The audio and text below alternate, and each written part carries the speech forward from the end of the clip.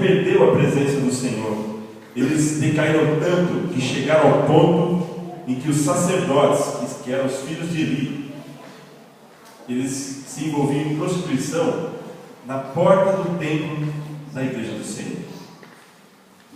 Tal foi a forma que esses homens se desviaram dos preceitos bíblicos, do fundamento que é amar ao Senhor em primeiro lugar.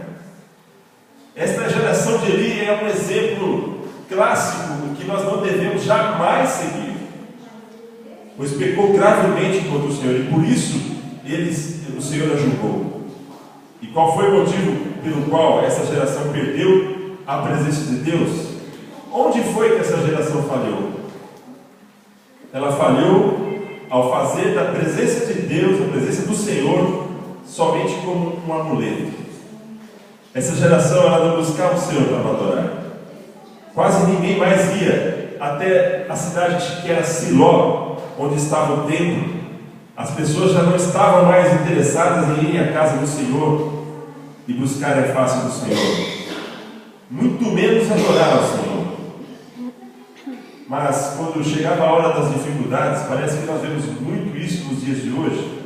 Eles queriam fazer da presença de Deus uma espécie de amuleto que resolveria todos os seus problemas. Israel, então, aqui diz na Bíblia que saiu à batalha e encontrou a derrota diante dos filisteus. Lá em 1 Samuel 4, do 1 ao 3, fala sobre isso. E com medo de serem novamente derrotados, eles mandaram, presta atenção, eles mandaram buscar a arca do Senhor lá em Siló, para trazer até o campo de batalha. Veja que os filisteus ficaram com medo da arca. Olha como diz aqui, ó. E vindo a arca da aliança do Senhor ao arraial, rompeu todo Israel em grandes brados e ressoou a terra. Imagina que coisa estrondosa você vê um negócio desse. Então, ouvindo os filisteus a voz do júbilo, disseram: que voz de júbilo é esta no arraial dos hebreus? Então souberam que a arca do Senhor era vinda ao arraial, e se atemorizaram os filisteus e disseram: os deuses vieram ao arraial. E diziam mais: ai de nós, que tal jamais sucedeu antes. Ai de nós, eles estavam atemorizados, estavam apavorados. Quem nos livrará das mãos desses grandiosos deuses? Aqui era só nosso Deus, por coisa que é pequeno, né? Eles sabem do que estava falando aqui. São os deuses que feriram aos egípcios com toda sorte de pragas lá no deserto. Se fosse muitos ateus hoje, falavam: Deus me livre desse negócio aí. Era mais ou menos assim, eles ficaram atemorizados. Até os filisteus ficaram com medo da arca, porque eles, nas suas condições de gentios, embora eles eram gentios, mas eles eram gentios pagãos, também acreditavam na força dos amuletos, né?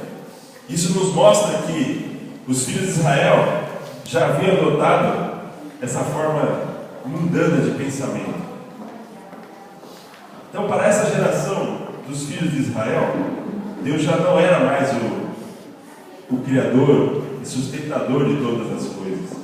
Já não era mais o Salvador do seu povo. Já não era aquele que era digno de honra e de glória. O seu templo estava abandonado lá em Siló. As pessoas já não iam à sua presença para reverenciá-lo, para o adorar e declararem o seu amor. Para essa geração, Deus havia se tornado alguém que somente se lembrava na hora do aperto, na hora da necessidade. E mesmo na hora da necessidade, esses israelitas, ao invés de ir lá buscar a arca, eles mandavam alguém trazer. Nem para ir lá buscar, ninguém ia. Eles apenas mandavam buscar. Pois os que fazem de Deus um resolve tudo, nem sequer dão o luxo de ir o adorar, de buscá-lo. Nós temos uns 22 anos mais ou menos de salvos, né? De conversão.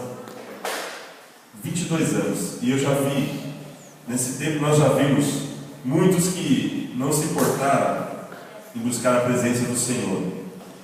Quando a gente convida eles para ir para o culto, hoje hoje não, hoje está meio apertado, não dá não, estou cansado, hoje não dá, não, hoje vai vir visita na minha casa, hoje eu tenho que lavar a louça, eu tenho que passar roupa. Irmão, desculpa que não falta. Tem desculpa para vir na igreja, não tem dificuldade. É muito fácil achar essas desculpas.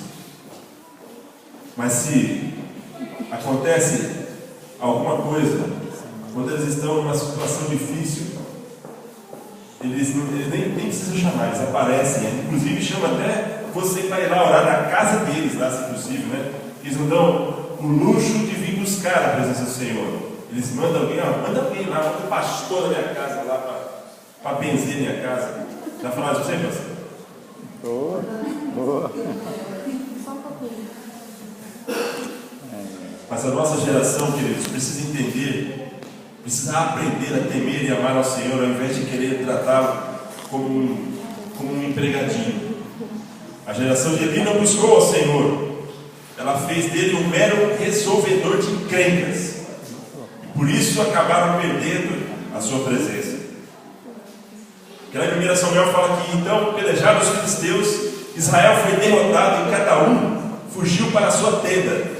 E foi grande a derrota, pois caíram de Israel 30.000 homens de pé, e foi tomada a arca de Deus. E mortos os 2 filhos de Eli, Hofni e Finéias.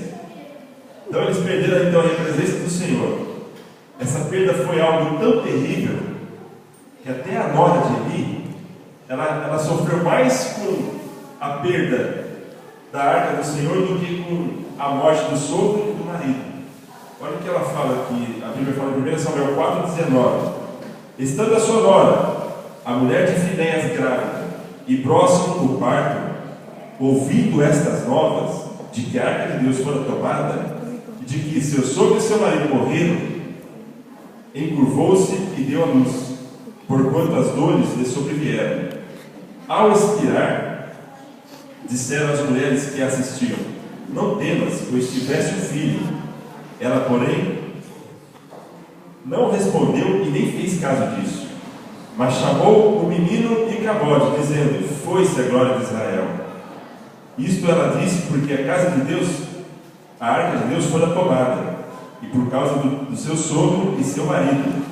E ainda falou mais: foi-se a glória de Israel, pois foi tomada a arca de Deus. Essa mulher temia muito mais.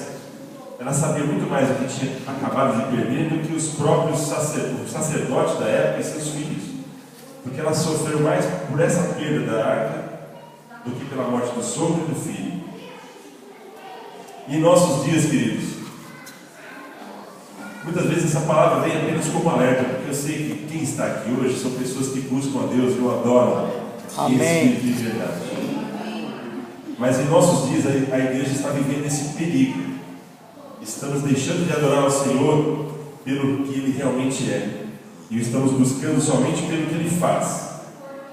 Isso nos deixa, eu vou falar de algo meio, até um pouco pesado, mas você vai entender. Isso nos deixa parecidos com os seguidores de Satanás, porque o diabo não tem seguidores pelo que ele é, mas pelo que ele pode oferecer. Ninguém vai buscar o diabo pelo que ele é, mas pelo que ele pode oferecer. O diabo não tem esse tipo de seguidores que o amam. As pessoas pactuam com ele e o servem em troca de algo. Eles querem fama, eles querem fortuna, eles querem outras coisas e acabam pagando com as suas próprias almas. Contudo, elas não veem na pessoa do diabo nenhum atrativo, apenas em sua proposta, que é muito interessante quando se fala em bens materiais. E qual é o modelo bíblico de atitude que nós vemos de pessoas que servem a Deus? Depois que a mulher de Jó pediu que ele amaldiçoasse o seu Deus e morresse, ele declarou algo que ontem está falando para o presbítero: ainda que ele me mate, nele esperarei. Amém. E é de pessoas como Jó que o reino de Deus precisa hoje. Pessoas que aprenderam a buscar a Deus pelo que ele é e não pelo que ele faz.